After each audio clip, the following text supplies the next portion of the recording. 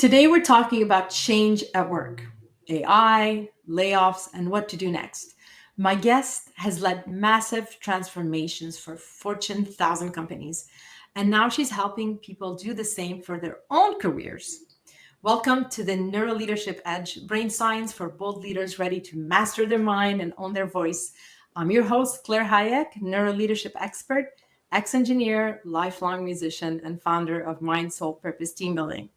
So by the end of this episode, you'll hear how to hold your values under pressure, what leaders miss when they try to drive change, and a very simple way to start future-proofing your career without losing who you are.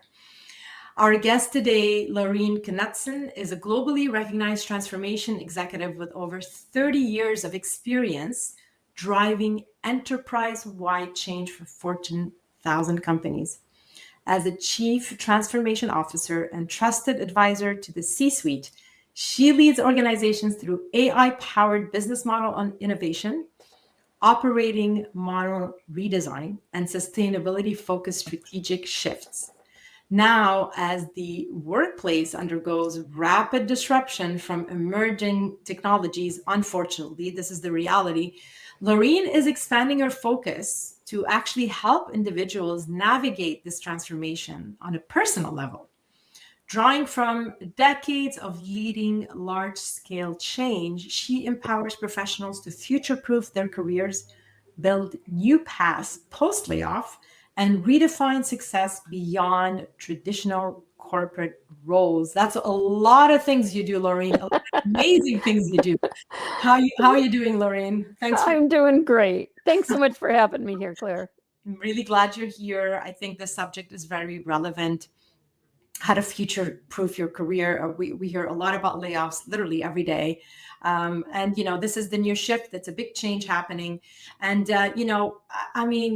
before we dive right into how to future-proof our career, I want to get to know you a little bit more. And I want our listeners to also get to know you a bit more and how you drove transformation. And maybe tell us a bit more about moments that really shook you, that were very high pressure. So I know you worked at an organization where the CEO and the CFO were making up sales. Almost all the sales were fake. How about that? And you were part of the team that helped fix the company. Yeah. Now, here's my question for you. What was the hardest conversation you actually had to have in that when this was going on? There were a lot of really hard parts to that. I mean, when you think you're working for a company that's, made their quarters for the last 14 quarters and you suddenly find out all of it is made up, it's really shocking. And the company had to go through, obviously, major changes. 93% of the Fortune 500 companies were using our software at the time. And so we also couldn't let them down. It was mission critical. Wow. And so we had to keep the customers going. We had to keep the products going and yet seriously streamline the organization. So I think the hardest things we did was we had to lay off 53% of the company. And the conversations around that, whether it was deciding, was really hard. Many nights were spent trying to make sure the right teams were there. We were keeping people who could not only do the job, but who could emotionally make it through. Oh, God. And then lay off the other 53%. So we kept less than half the company. And that day was just terrible for conversation. I mean, every conversation was just heartbreaking, to say the least. If someone's listening right now and seeing something off, at work, what's the first safe step you think they should do or you'd actually advise? The first thing I would do is, there's a lot of steps you can take, right? But make sure that what you're doing is more than just the basics of what your boss is asking. Right. Actually look, right now, a lot of companies are in their fiscal planning for next year. And so make sure you're understanding like the initiatives that are coming out, where the company's trying to go, what they're trying to do, and understand how your job and what you're doing day to day aligns to that. There's a lot of things that you can change about that. Now, you can also talk to friends, right? Talk to your boss and see if you've got a good enough relationship, right? If your gut instincts are on, or if they're, off and everything's fine for your company right now. But yeah, there's a lot of different things you can do. But the number one thing for your own career and looking at things is, how do you align in the organization to the ultimate goals that the company's trying to do? And then look where your company's going in the future. Right. And if it is automating a bunch of things, can you learn how to implement that software? I mean, if you Right. learn that while it's going on, not just how to use it, but actually how to implement it, if you do get laid off, could another company hire you because they're wanting to implement the same thing, right? Can you Smart. Yeah. help, really start looking at what you could do, and also what type of humanity do you bring to your role? So what about you can AI not do? What about your job can AI not do? And make sure that your boss and your boss's boss and everybody else understands what you bring, the human element you're bringing to the role. Okay. That makes total sense, actually, and it's very strategic, and I like that. Now, I'm curious to know, when this was happening, the whole fake sale thing, how did that change you? Did that shape in any way how you lead today? Did that do something to you as a leader? It did. It made me realize that what you think is real may not be. And so you can really, that can change you as a person, right? Every company I would go into where they'd be saying, oh, we made another quarter. All I kept thinking was, did we, or are you lying? Right? Are you making enough sales too? That type of thing. But it also changes, not just the way you look at your job, but at the world, because you trust your CEO and your CFO to be doing things correctly, and then they weren't. But also the whole experience made me realize that you can turn things around. So we were the first publicly traded company that was able to come out of bankruptcy and get sold. And so we were able to continue on. Those of us that made it through that time period were able to continue after that with a much larger company who purchased us. And so it's that, making it through tough times. And the tough time, I think the bankruptcy took us a year and a half to get all the way through. So it took a while of uncertainty. So one thing, you can live with uncertainty day to day and have it work out okay. And you can, and whether I worried about my job every day or I didn't worry about my job every day, that didn't impact whether or not I had a job. So more, it's rather than allowing yourself to have all that anxiety, try and put it into something useful. How can you make yourself more valuable to the people you're working for? Or can you go find something that would, make it better for you in the environment? Can you learn something new, that you could take to another job if you had to go get one? That's where agility came in right in the early 2003, 2004. I learned it very early because of that. That was one of the things we did, was we incentivized the employees to stay, that we wanted to stay, by teaching them brand new things that were just coming out and really ramping up. What in your own way, right? What can you learn through that process? And I have to say, a lot of companies that I got hired at after that had problems didn't seem so big. And I could go in and wrangle the chaos. Right? Right. It's one of the things that led me to do transformations before they were a thing, and to get hired to come in and fix a company, because I'd been through that before. So it actually turned into an entire career for me that was much higher paying than if I'd stayed on my other career. Again, I always mention, find the gift and the challenge, and I think that was a big gift for you, if that in the past, and made you realize what your power is, where you really shine, and where you bring the talent. So this is very, I completely believe in this, and I'm with you on it, and it's great. I love the fact that we're turning this high pressure, highly stressful moment into such a great gift for you in your career. Unfortunately, it's horrible. However, you did turn the whole company around with the whole team, and survive bankruptcy. So that's pretty good. Yeah. It could have been much worse, right? Yeah. Well, absolutely. We all could have lost our jobs and gotten nothing, right? But we Yeah. weren't, we didn't. And so it really enabled us to go on to have better careers going Yeah, forward. absolutely. So here's a little a fast reset when you're going through a very high stakes or high pressure moment. Just a little brain science here. I know we all do it naturally. Long exhale is so important. Just start with that. Just a long exhale, and then name what's going on. Name it, then frame it.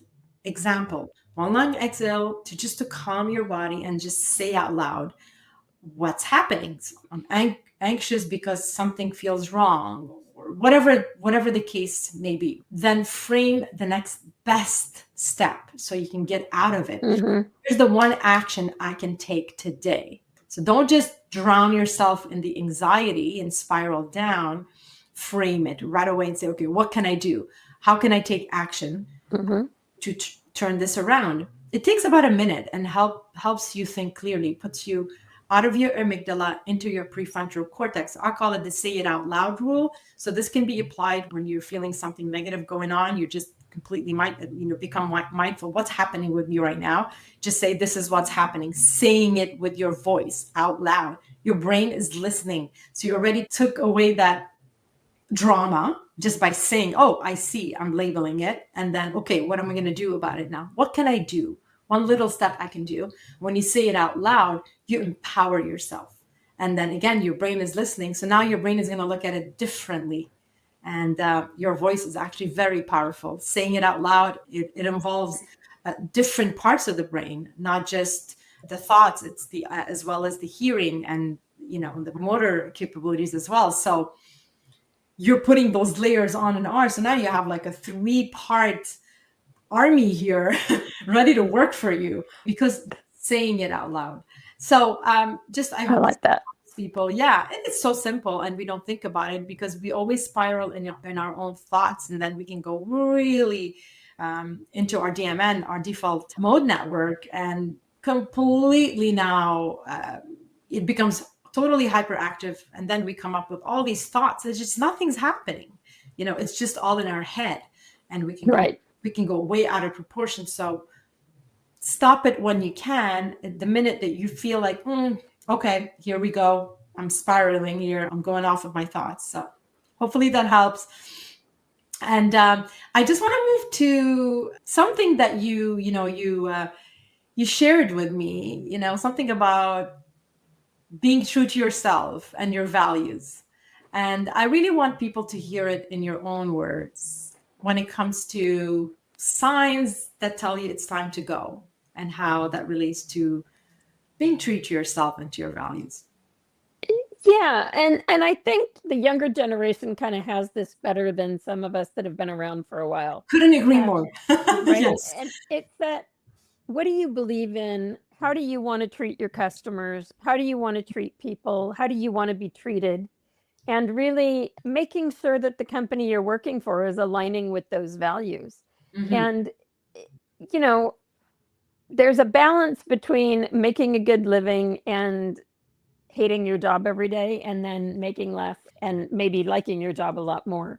You can find both though if you keep looking. So even if you're somewhere where it's passable, but it's still not really aligned with you, and you're still not real happy with how certain bosses are treating people, or certain companies are treating their customers, Right. certain things that they're doing, right? Certain methods that they're using. You can look at that and decide, if that's right for you. If it's not, then keep looking, right? Just because you have a good job, that's often the best time to look for something better, especially if you've been there 6 months to a year. Yeah. You can definitely start looking again, right? And so you can get settled into your current role. You can get it to a point where you're doing a good job at it and you're happy with yourself, because I think going home every day and feeling good about what you've done, whether the company appreciated it or anybody else or not, you need to appreciate what you're doing and understand that you feel you're doing a good job. I think that's a big thing for people's psyches as well. And then go keep looking, right? Keep applying to things, keep talking to people at companies. Your friends get a new job, they're in somewhere else. Call them up and find out how they like that new company. the first 3 months, people can be real. The rose-colored glasses was the old thing, right? Where it's everybody's looking at it with, oh, this is fantastic. It's the perfect job. It's so much better than anywhere I've ever worked. And then after about 3 to 6 months, they're like, maybe not. There's question, right? But there's good and bad everywhere. But it's finding the one that Exactly. works best for you. Yeah, Because I was every gonna say, company's got, it's yeah, like I was just families, gonna right? say Every that. family has positive and negatives. Yeah, I was just gonna say Companies. that there's always something, Yeah, you can, the grass is greener on the other side. It's, right, it's so true. right, However, I think you made a good point as far as your values, etc. You cannot expect a job just to be perfect and great. If you found the perfect job, good for you. yeah, But reality is, this is life. Whether it's a personal challenge, whether it's a work challenge, that's yeah, life. There's right, challenges, but do I want to be in that challenge? Is that challenge helping me grow? Is that challenge feeding me motivation? right, Is that challenge helping me in any way? There's so many gifts I can find throughout all these challenges happening to me right now. Again, whether right, in your life or personally in your life or professionally. But do not be completely blasé by the idea of, oh, I'm going to find a better job. I'm going to find a better job. Yes, but it depends what the right. criteria are. However, there's going to be challenges. Just are you up for that one? And I think Mm-hmm. this is the employer's responsibility to create that environment where people feel heard and psychologically safe and nurtured, and they have time to place to grow. And a good company culture, people will stay because problems will be everywhere. But if you have a good Right. culture, then why would anybody leave? And that's Money. right. Well, and that's part of it too. If you've got even in a culture that might not be 100% your fit, if you've Yeah, got a really good boss who cares about you, that's true. that can often make a job palatable for years. Because if they're willing to ebb and flow with you, as you have problems at home, if you've got sick kids, if you've got Mhm. something you're dealing with, a sick parent, right? Something you've got to deal with at home that's your house's appliances break, things happen, leaks, right? You've got to have stuff done. If they're willing to give you that time to be able to work from home, they're working with you on your schedule and ebbing and flowing with you, that can go a long way That's huge. to helping you have a happier life. So it's, how is your job also contributing to your life? Is it making you happy? Does it give you that balance, which maybe it doesn't pay the best, but you've got great work-life balance? That's, yeah, that can be worth way more than, an additional, Yeah, $5,000 a year. and you mentioned, that the younger generations, they value, it's not about money for them. They really value freedom of time. They have a high value on that, and good for them. I mean, I learned this as I was much older. I put so much value on my time now, but Yeah, I find that's great. This is great values, and just having that flexibility and being able to feel like I can take time off if I need to take time off. right. But these are benefits that cannot be compared to a bonus. You can give me the biggest bonus, but if I'm Right. feel completely strangled at the workplace and I can't breathe, I mean, I don't want your bonus. I'm out of here. But that's the Right. Right. yeah. Or you have no leeway on, you have to be in the office from 8 to 5 every day, no matter what. Now, there's some jobs that require that, Yes, you're and not that's going okay. in. Thrive on that. But there's I love it. other, if you're working in technology and you're not on the support lines or, right, Yeah. something like that, there's a lot of ebb and flow that should be able to happen in your career, right? That in your job day to day, that allows you to take care of life as well as, and to live your life as Yeah. well as work on your job. For sure, for sure. All right, so you've led big transformations. Leaders have many conversations about change, transformation, but very few realize they need to change as well. Because if leaders don't change, there's no transformation. No transformation will actually stick. What do you wish more leaders understood when driving change and transformation? I wish more leaders would understand how anybody in the company needs to change.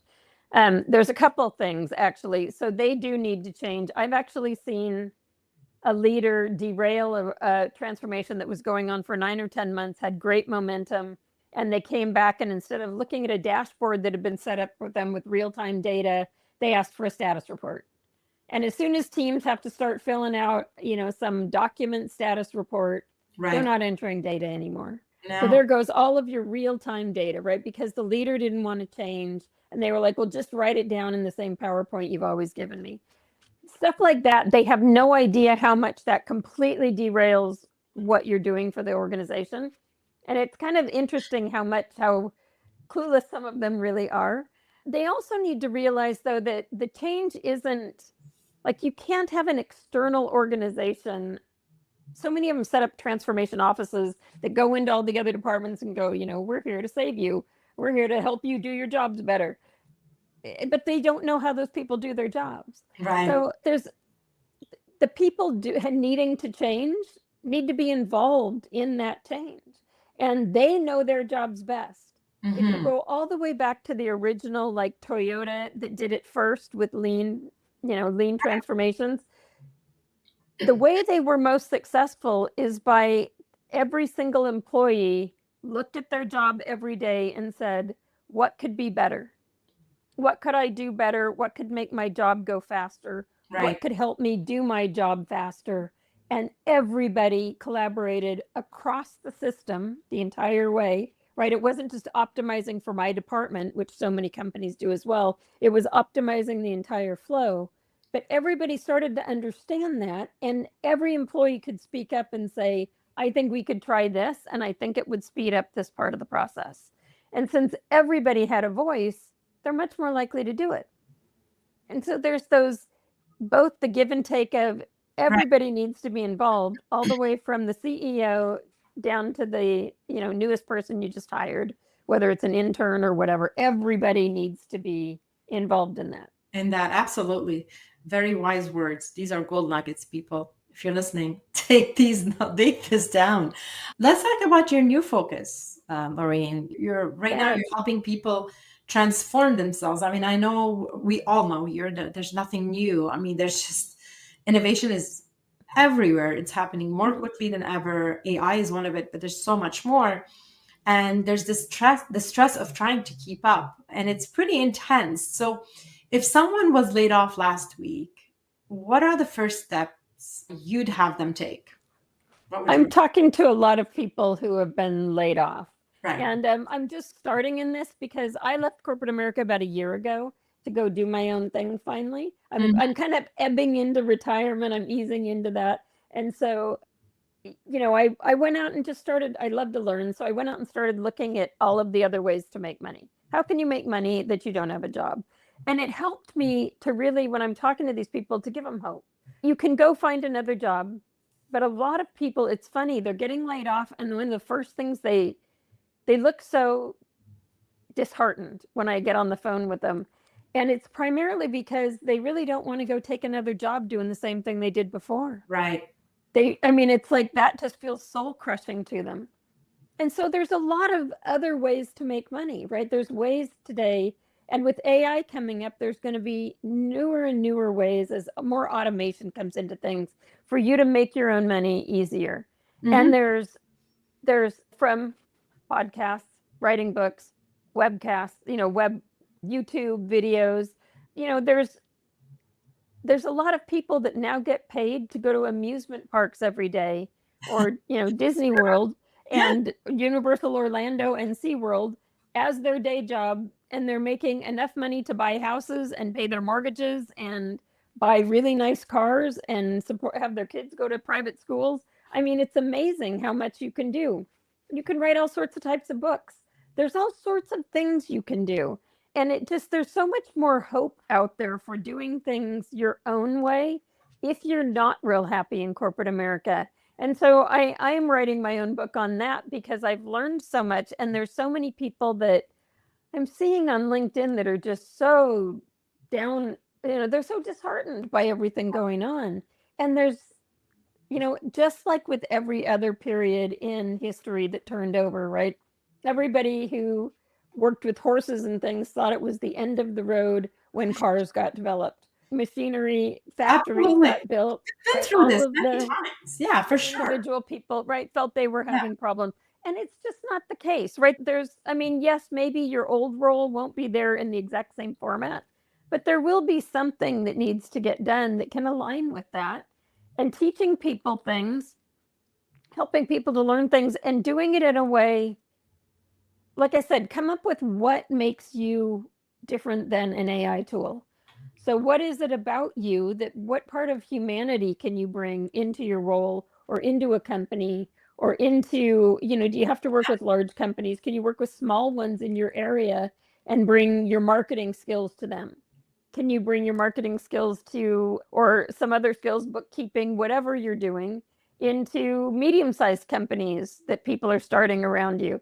There's all sorts of things that you can go look at differently that are Your really, imagination is and your creativity will be your limitation. So right now, even if yeah, you feel like you're not creative or you have no idea, you can brainstorm this with AI. Literally, have the conversation with AI.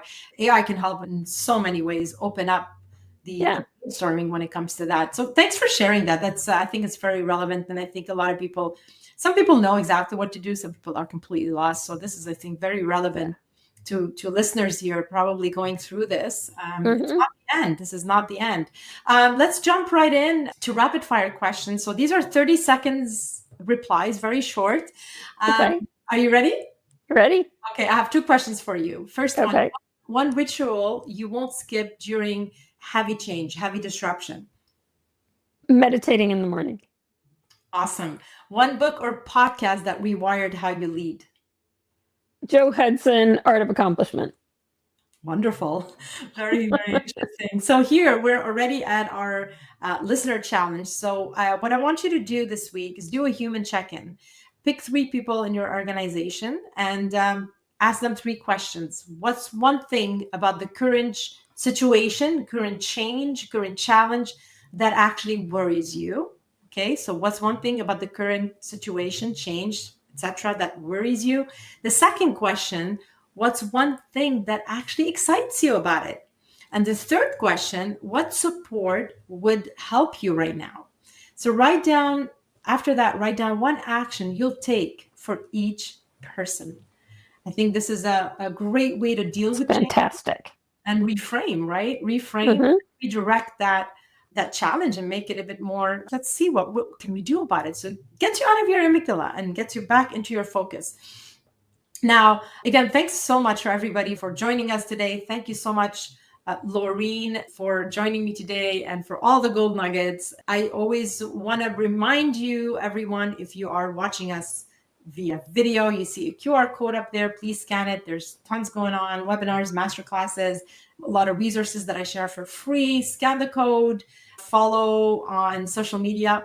Definitely follow the podcast and share the episodes that were relevant to you or think of somebody that this could help. So don't be shy to share. I just want to thank you, Laureen, for joining in. And if you have any final words for our listeners. I think it's just like you said. Your questions were so great. Bring your humanity back to the office, whether it's your peers, your subordinates, or your leaders. Bring yourself back. I think that's huge right now when everything's being automated. Absolutely. And it brings me to the perfect close. I always say, lead boldly, stay human, and turn every challenge into a gift. We'll see you all next week. Thanks again, Laureen. Take care. Thanks, Claire.